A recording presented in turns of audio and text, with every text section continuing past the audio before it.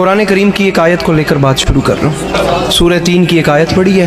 خالق ارشاد فرماتا ہے لقد خلقنا الانسان فی احسن تقویم. مجاز کو حقیقت بنانا، سمندر کی وسعتوں کو کوزے میں بند کر دینا اور آسمانوں کی بلندیوں سے ستارے توڑ لانا آسان کام ہے، لیکن عنایت کردہ عنوان انسان اور انسانیت پر روشنی ڈالنا بڑا مشکل کام ہے. انسان خداوند عالم کی تخلیق کا وہ عجیب و غریب شاہکار ہے جسے خلق فرما کر خالق انسان نے، خالق لم یزل نے اتنے فخر سے ارشاد فرمایا کہ اس کے فخر کا عالم یہ تھا زمانہ سن لے، انا خلقنا الانسان، اس انسان کو میں نے نہیں، اسے ہم نے خلق فرمایا. پھر ہم نے اس انسان کو خلق فرما کر اس کے فانوس دماغ میں شمع عقل روشن کی اور پھر اختیارات کی قوت سے نوازا. تمام اختیارات سے نواز کر پھر ہم نے اعلان کر دیا انا ہدیناہ السبیل اما شاکرا و اما کفورا. ہم نے اسے ہدایت سبیل بھی کر دی ہے، چاہے یہ شکر کی راہوں پر چل کر شکر گزار بندہ بنے، چاہے یہ کفر کی راہوں پر چل کر ناشکرہ بنے. لہٰذا ہم اس انسان کو اختیارات دیتے ہیں، یہ جیسے چاہے یہ ویسے اپنی زندگی گزارے. ہم بھی ایک دن مقرر کریں گے پھر قیامت کا، اس دن اس سے پوچھیں گے اب بتا کن راہوں پر چل کر ہم تک آئے. یہ حضرت انسان، یہ ماؤ تین کا مجموعہ، یہ آب و گل کا سنگم، یہ کچھ پانی اور کچھ مٹی کا پتلا، یہ زمین پہ جال بن کے بچھ گیا، یہ آسمانوں پہ کمندے ڈالنے لگا.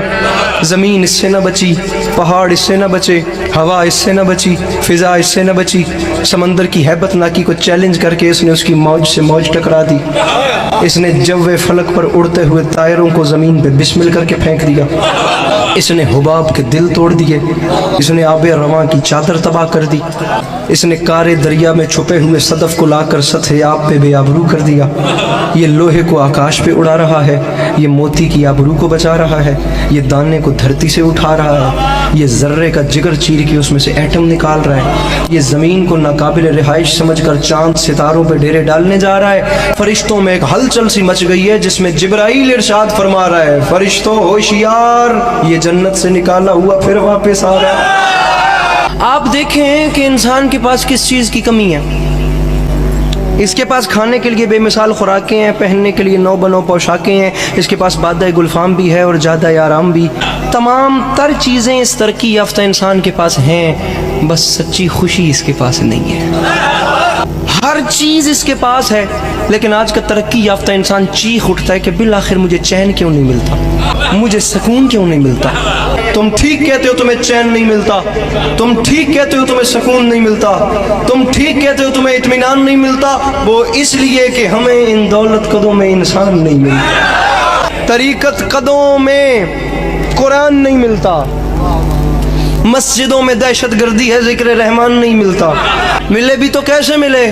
کیونکہ مردوں میں رسول کا طریقہ نہ رہا اور عورتوں میں حسین کی ماں کا سلیقہ نہ رہا.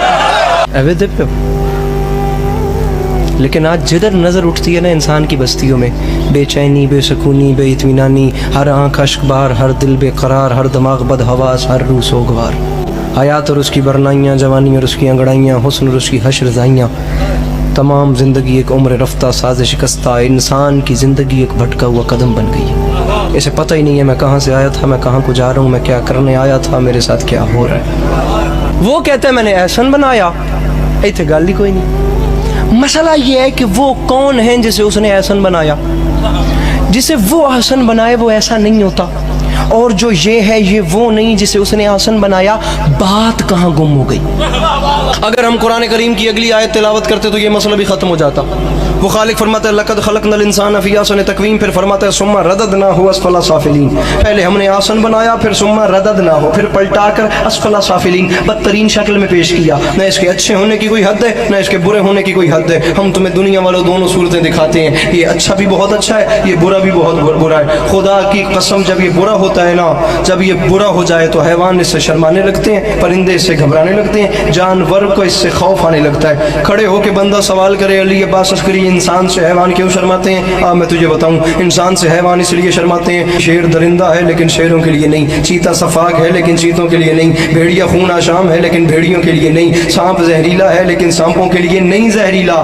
تو نے آج تک نہیں سنا ہوگا کہ سانپ نے سانپ کو ڈسا اور سانپ کے ڈسنے سے سانپ مر گیا۔ تمام دوسروں کے لیے زہریلے، خون آشام، اور خدا کی قسم یہ اس قسم کے وحشی ہیں، لیکن انسان جب اسفل السافلین اور بری منزل پہ آتا ہے تو اپنے ہی بھائی کا لہو پیتا ہے، یہ اپنے ہی بنی نو کی ہڈیاں چباتا ہے، یہ اپنے ہی گھر میں بیٹی جیسی رحمت کو زندہ دفن کر دیتا ہے۔ جب یہ برا ہو جائے تو اس کے برے ہونے کی کوئی حد نہیں، لیکن پھر خدا کی قسم تاریخ کہتی ہے جب یہ اچھا ہوتا ہے نا تو کبھی شہ سوار برق رفتار ہوتا ہے، کبھی انجم شکار ہوتا ہے، کبھی تہذیب کا دیوتا ہوتا ہے، کبھی ارتقاء کا پروردگار ہوتا ہے۔ بلند ہوتے ہوتے اتنا بلند ہو جاتا ہے یہ حضرت انسان کہ وہاں سے آگے وہ منزل آ جاتی ہے اس انسان کی بلندی کی کہ جہاں سے آگے جبرائیل کے پر جلے وہاں سے آگے اس کی نالین جاتی ہے، جہاں سے آگے جبرائیل کے پر جلے وہاں سے آگے اس کی نالین جاتی ہے۔ کبھی حیوان شرمانے لگتے ہیں، کبھی فرشتے سجدہ کرنے لگتے ہیں۔ احسن تقویم اور اسفل سافلین کو انسان دو ناموں میں تبدیل کر دیتا ہے، سمپل سی بات ہے، ایک کو یزید کہتے ہیں دوسرے کو حسین کہتے ہیں۔